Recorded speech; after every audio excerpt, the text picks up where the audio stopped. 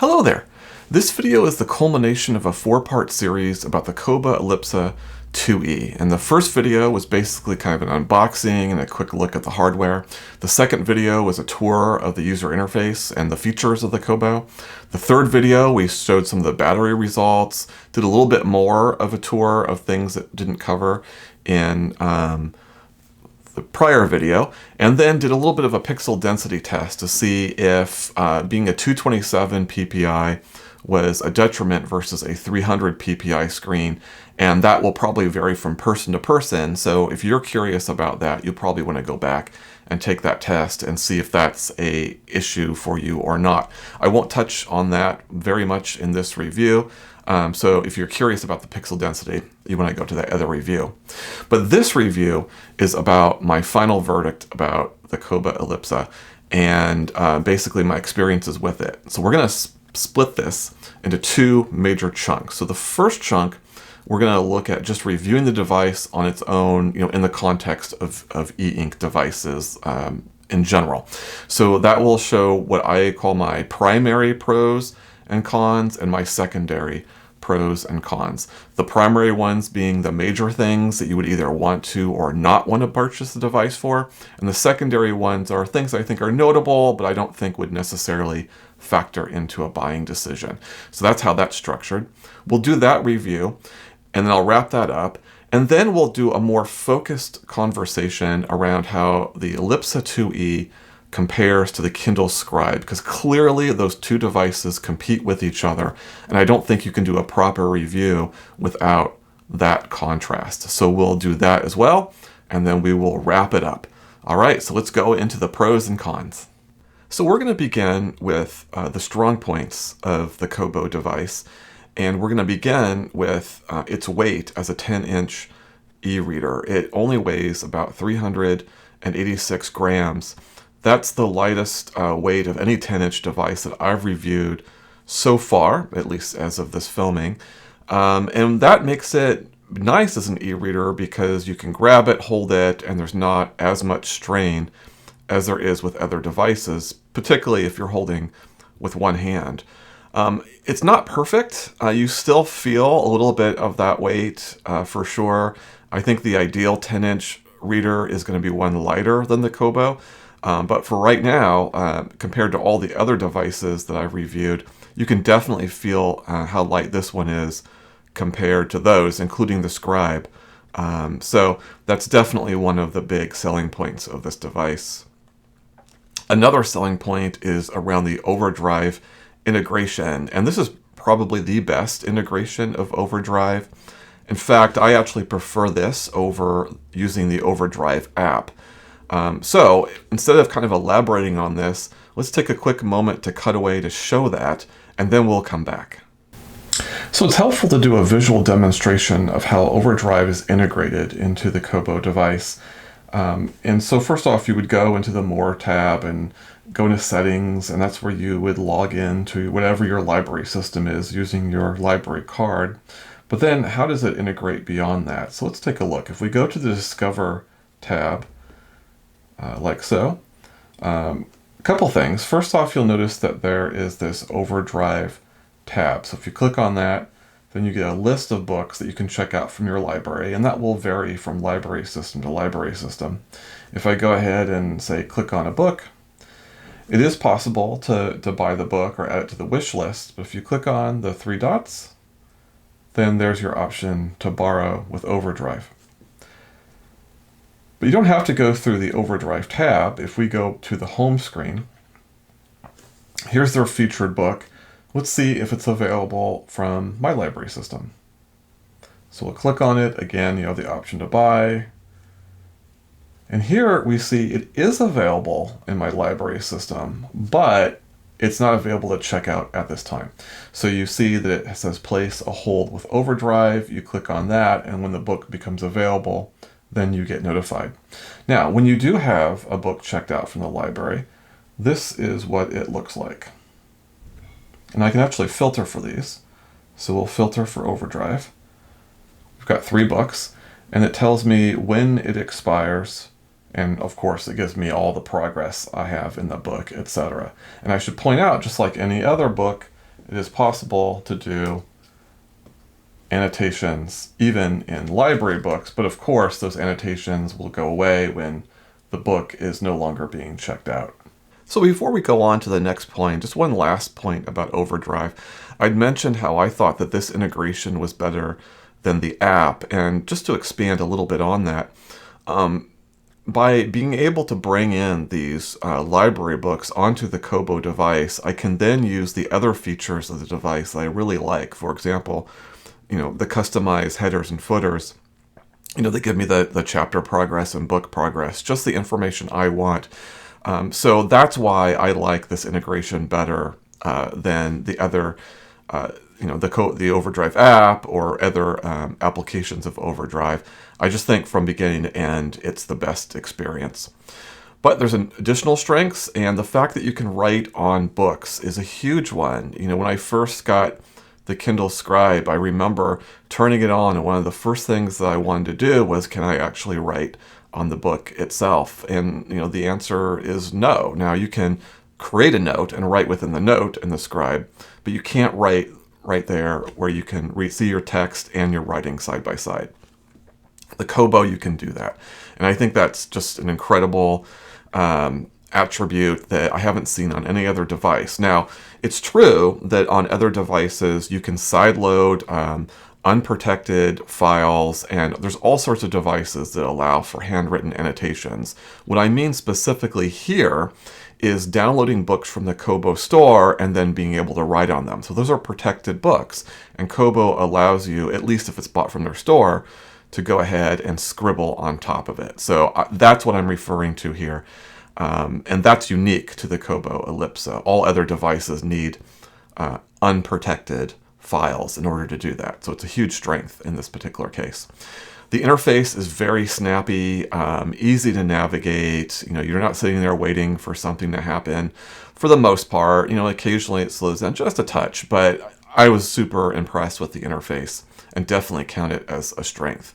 And we'll see a little bit later in this video a demonstration of how the Elipsa performs relative to the Scribe, and both are very good, but you'll actually get to see them in action.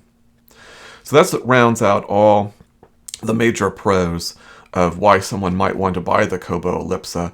Let's take a look at some of the reasons that maybe you wouldn't. Some of the negatives that you'd want to consider if you were thinking about buying the Kobo are that the note-taking app is pretty basic, and this is especially in comparison to devices like Remarkable or Supernote or Books or Bigme. Much like the Scribe, the Kobo's note-taking is good, but there's just not a lot of functionality there. It's just a little bit better than writing on a piece of paper. I mean, you can, for example, change pen styles and things like that, but templates, in the background and that sort of thing. So it is a step above a pad of paper, but not as much as we've seen with other devices, and it's not particularly sophisticated. And so for anyone that's really looking for something that they want to take detailed notes on, I don't think this is really the device for you.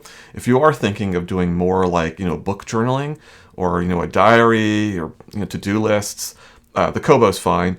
But for anything a little more complicated than that, there's better options out there.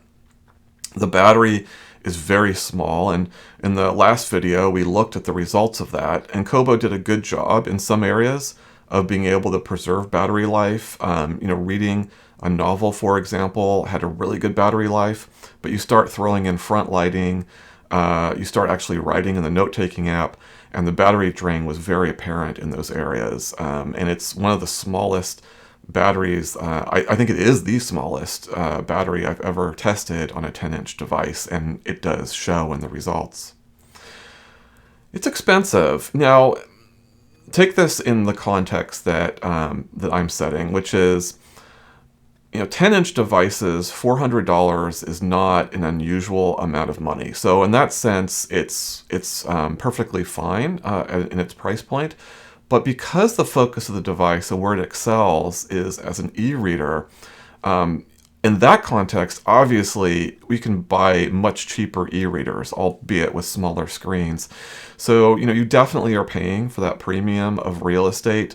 And for a lot of people, an 8-inch or 6-inch e-reader is just fine. So is it really worth, hundreds of dollars more potentially to get a bigger screen with some note-taking ability?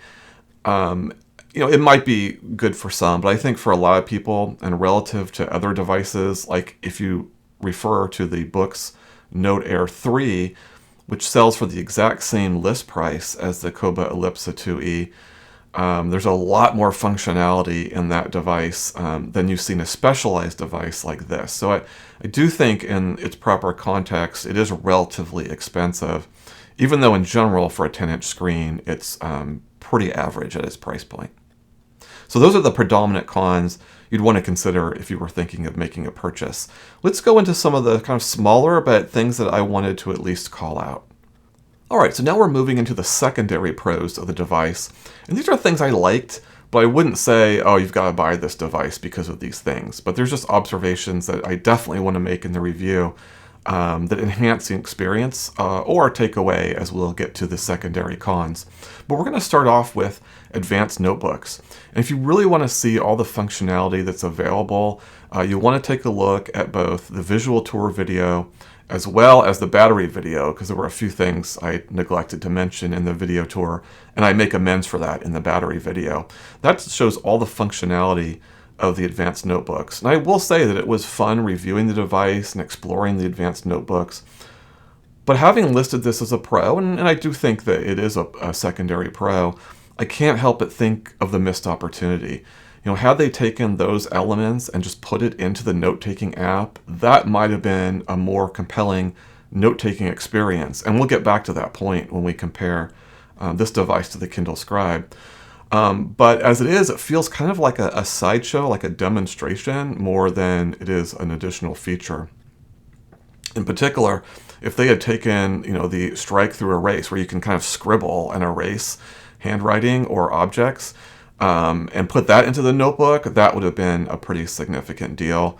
But as it is, it's relegated to the side, and while I think it's a positive overall, I also can't help but think of the missed opportunity there. It has a magnetic connection for the stylus, and this isn't unusual, but it's important to call out. Not every device has that. The connection is quite good. I actually have the device here, and you can see that it's connected here to the top. Very strong, nice solid connection. The placement of the connection is a little weird, but you get used to it. So I consider this to be a pro. The G sensor is really good. Now, a lot of devices have G sensors, and I haven't actually commented on that in the past when I reviewed other devices. So why am I commenting on this now? Well, I think I'm commenting on it because the nature of the Elipsa is that it has two different grips, essentially. It has, I don't know if the camera will pick this up, it has this thicker segment, and then it thins out on the other side.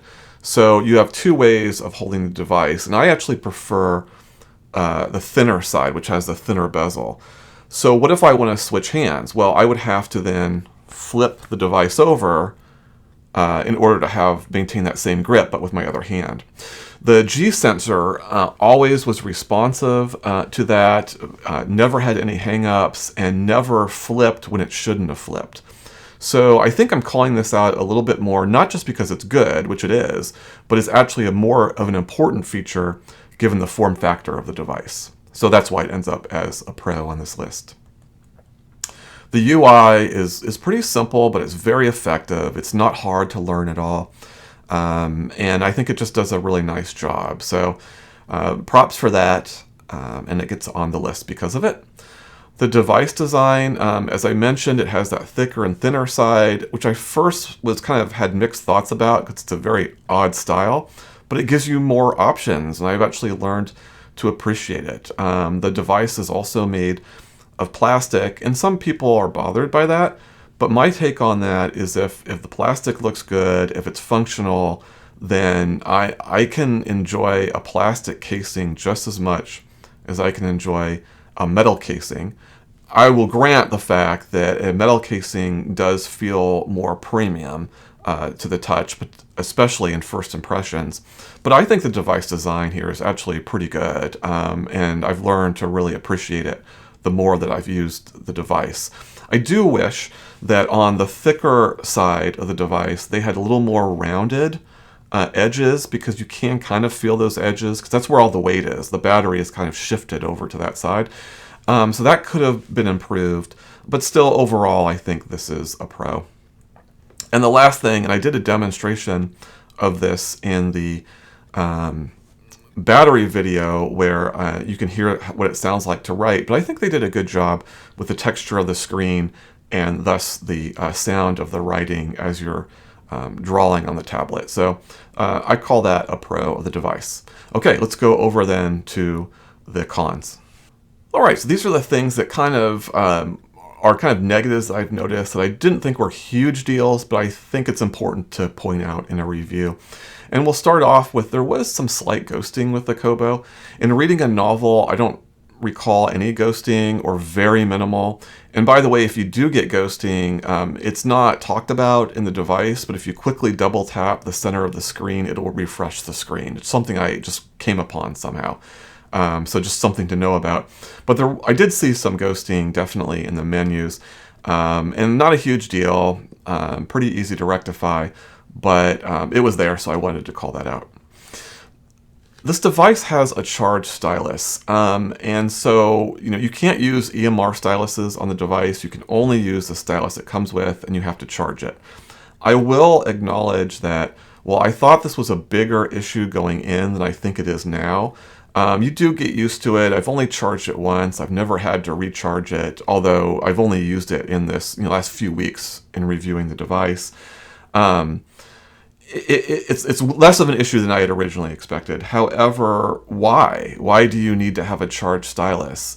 And I was really reflecting on that, thinking about my experience with the device and where in there was the benefit of this type of system versus an EMR, Wacom EMR stylus that doesn't require charging, and you can swap out styluses that the Scribe uses, as an example. And the only thing I could come up with, and I'm speculating and being a little bit charitable, frankly, is I did find that when I was tapping on menu items using the stylus, it was pretty much perfect in terms of responding to that. And there have been times in the past where I've used a Wacom stylus, and sometimes you kind of have to tap twice in order to select something on the screen. Wacom still overall is still quite responsive for that, but I think there's a little bit more of having to tap multiple times with a Wacom situation than I've had to tap with this stylus. But I'm stretching, and I'm not even 100% sure that's accurate, that there is that difference there. Just if you forced me to find something that would justify why a charged stylus over an EMR, that's what I would offer. But honestly, if Kobo had gone with an EMR stylus, I think that would have been the better option. I don't see the advantage. There's a few things about the charged stylus I don't know. I don't know what the life of the stylus is, and I don't even know how I'd measure that. And once it starts flashing and telling you the battery's low, what kind of life you have until you have to charge it. So like, for example, if you sat down at a writing session and then you pull your stylus and immediately it starts flashing, can you finish that writing session? Or do you have to stop, charge the stylus, and then do it? I just don't know the answer to those things. But regardless, having a charged stylus overall, I think, was a misstep, and I don't see the advantage of it. There's a little bit of eraser rattle. Let's see if we can pick that up. And it is the eraser piece, because when I put my finger on the eraser and shake, then it doesn't make any type of sound. It's a very minor thing. I wasn't too bothered by it, but it is there, so I wanted to call it out. And for some people, that could be a huge deal. The last thing I want to point out is that you have to be a little bit more intentional with the stylus. And this is what I mean. You don't have to put more pressure on the stylus, but you have to make sure that you're making contact. Now, through the course of normal writing, it's not a concern, except if you're dotting I's or making light lines.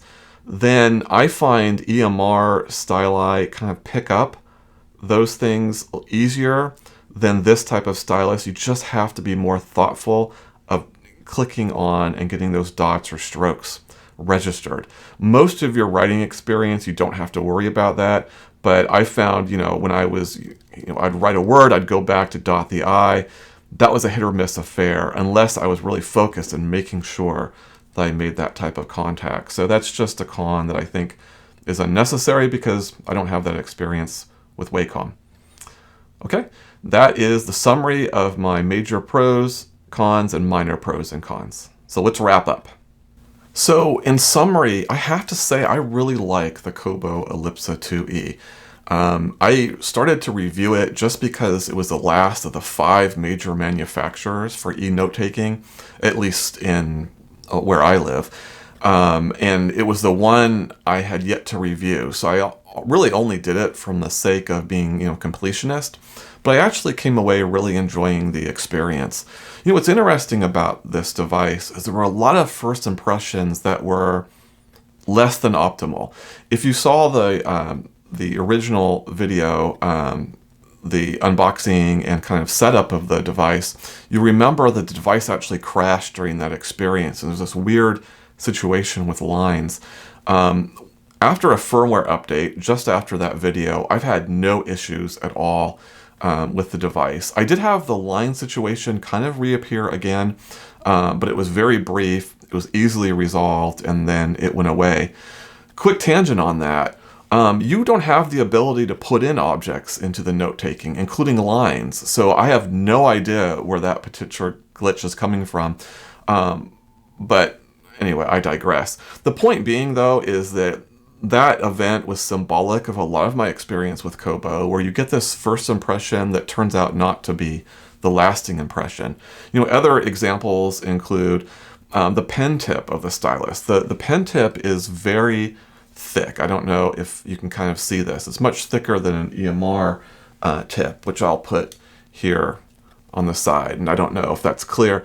But the pen tip is very thick, and when I first saw it, my original thinking was, this is going to be like writing with a crayon, and which I know is a little bit of an extreme comment, but that was where my mind was going, and I was concerned about it. Now, I still believe that the thinner EMR type tip is superior. I still feel that it has a better connection to the screen and that sort of thing. But I got used to the thicker tip, and for the most part, it wasn't the issue I originally thought it was. I talked earlier in the video about how I don't think having a charged stylus makes a lot of sense, but that also became much less of an issue than I feared. And then there were things that originally I thought were issues, and they completely went away. And I talked about those in the video too. The form factor of being thicker on one side and thinner on the other. I didn't understand that when I first got the device, and now I think it's a strength. The plastic design of the device. It's certainly not a premium device when you first feel it, but it grew on me over time. That's really the theme of the Kobo Elipsa. It's a device that makes a lot of right decisions, but it takes getting over that first impression to get to them.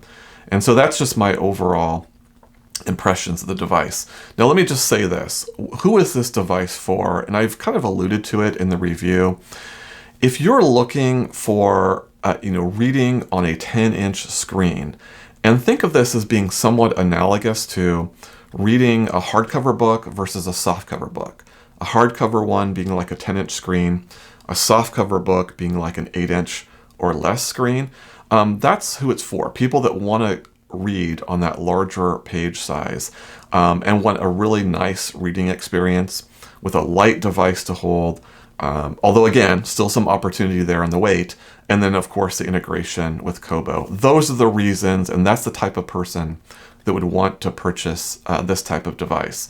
If you were focused on more of the note-taking side, I don't think you would want to consider the Kobo. And there's a lot of other devices that do a better job in that sense. So that's my overall thoughts about the Elipsa.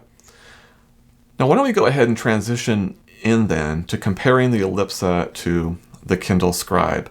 And we'll start, I'm going to do a little video demonstrating kind of the responsiveness between the two devices, how they handle annotations, and that sort of thing. And then we'll come back and I'll offer additional thoughts and how I think these two devices compare to each other. Okay, we're going to go ahead and kind of compare the performance of the two devices, and we're going to focus on, page turns, which, for e-readers is probably one of the more important elements. I'm going to go ahead. I've got the Kobo Elipsa on the left, and I have the Kindle Scribe on the right, and I'll go ahead and tap the screen, and we'll get a sense of how these compare for page turns. So here we go.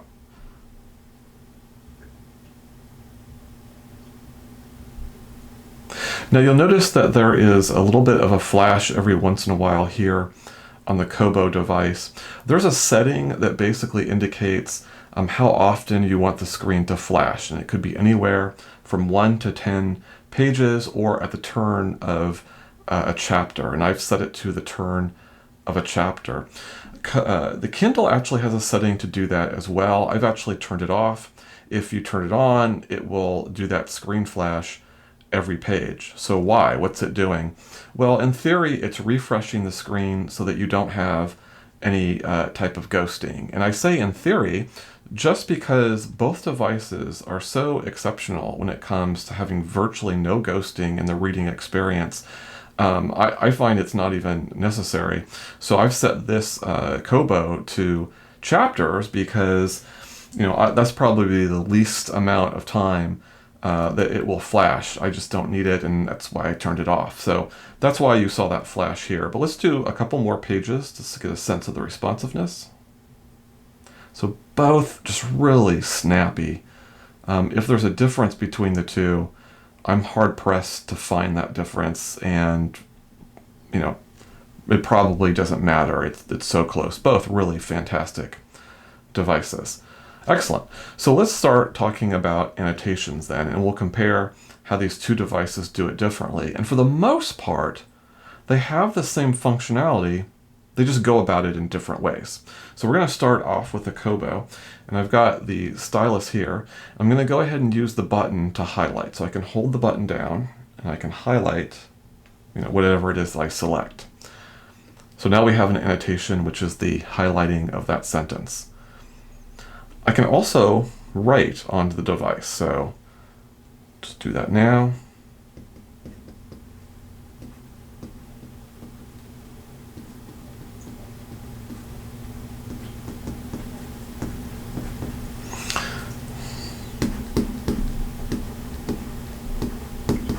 Okay, so the Kobo doesn't allow for any type of pen style or customization. You get what you get, but there is one nuance to that, and it depends on the amount of pressure you're putting on the screen. So I did the lightest pressure on this line. I did kind of a medium normal pressure for me anyway here, and I did heavy here. So there is a little bit of variation that you can do with pressure on the screen, but no changes in pen style or color or what have you. But it is cool, regardless, to be able to write on to the book. I think this is one of the coolest aspects of Kobo. And we can also change the margins so that you have space in the margins to write. In this particular case, I put them all the way to the end to maximize the reading space. But if you wanted to do annotations, there are settings that gives you more white space to work with. One more annotation. If I hold on to a word, I have the ability, in addition to bringing up the dictionary, the ability to add a note, and it'll bring the on-screen keyboard, and you can just type, and the screen is very responsive. It's an excellent on-screen typing experience, and that's where you have a typed note. You can't do any type of writing in this. This is a text box only. We'll go ahead and save it. And you'll notice that the way it's marked is it's highlighted, has an underline, and they have this little icon that's on the right. So it's a pretty nice, easy way of being able to identify your annotation. Now we've created 3 annotations. I want to show one last thing before we go to the Kindle. If I click on the device, there's a menu button, and this will take you to a menu that says either table of contents or your annotation screen. And so we're going to go ahead and change the filter on annotations to recent. And this is now listing the last 3 annotations that I created. We started with the highlight, we did some writing, and then we did that note. And you can see the word the note's linked to, plus the text of the note there. These are all, this list is all active with links. So if I click on any of these, it will take me to where that annotation took place. So it's really cool. Not only can you do things like write on the document, all these annotations are gathered and in a reference list with links. So that's pretty neat. Okay, now let's compare that to how the Kindle does annotations. Well, first off, you can't write on the screen. You can write when making notes. We'll get to that in a second. And you can't highlight onto the screen either. So the way that you would highlight is you'd hold down a word and then, define the section you want to highlight and then click highlight. So that's how you would do that annotation. You might have noticed that in the window, the notes option that came up, I could have created a note as well. But you can do that with the stylus. So if I click on this icon right here, now if I click on a word, it creates a little indicator right there, and then you have this box in which you can write.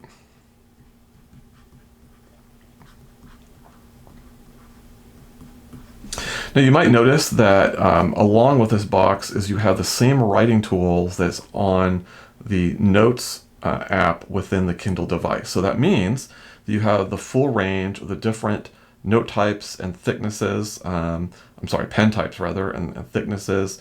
You've got the full range of highlighter thicknesses, the eraser options, and of course you have the lasso tool, which allows you to move your note around, but you can also copy, cut, and of course paste as well. So the downside of the Kindle is that your handwritten notes exist in these little icons, not on the books themselves.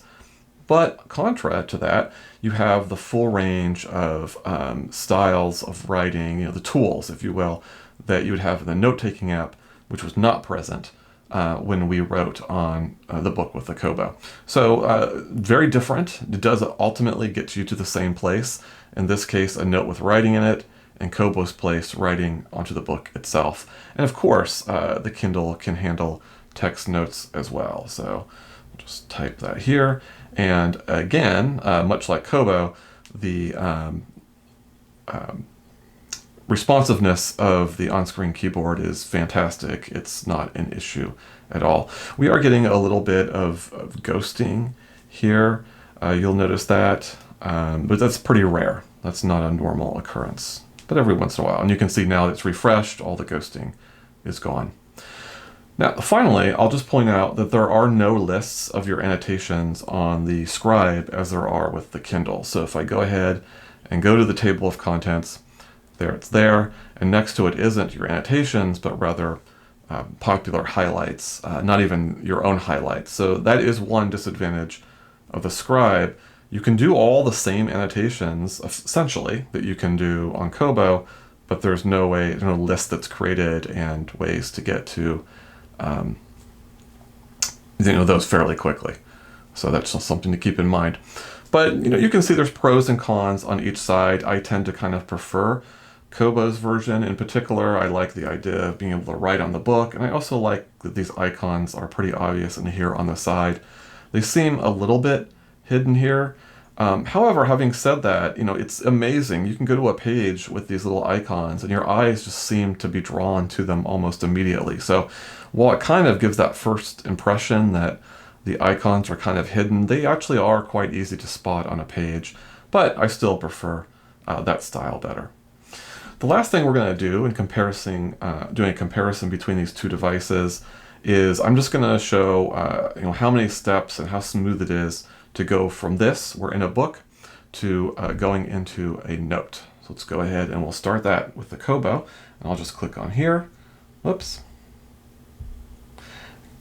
Get out. Go to my notebooks. Start a new notebook. I'll just name it A and save. And there we are. Let's do it now with the Scribe. Get out of the book. Go to notebooks, start a new one, and then create. So both equally snappy.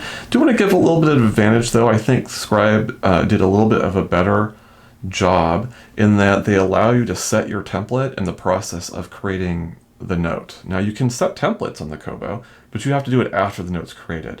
So we'll click on this item that says change page background, and then that's where you see your selection of templates. And there are more with the Kobo than there are with the Scribe.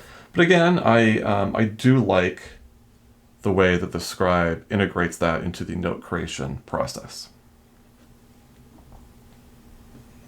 Okay, and that is going to end this demonstration of the two devices. Okay, so let me give you my thoughts on Kobo versus the Scribe, or Elipsa versus the Scribe. And I'll start off with, as an e-reader. I think the Kobo is a superior e-reader. And here's the points I would focus on. Number one, the ability to write directly on books. Now, I have to say that that's not something I plan on doing a lot of, but just the fact that you can do it, I think is cool and appropriate for this type of device. And I don't like how the Scribe relegates handwriting into a note. So that's one thing. The other thing is, of course, the weight of the device, which I've mentioned a number of times now, as well as the overdrive integration.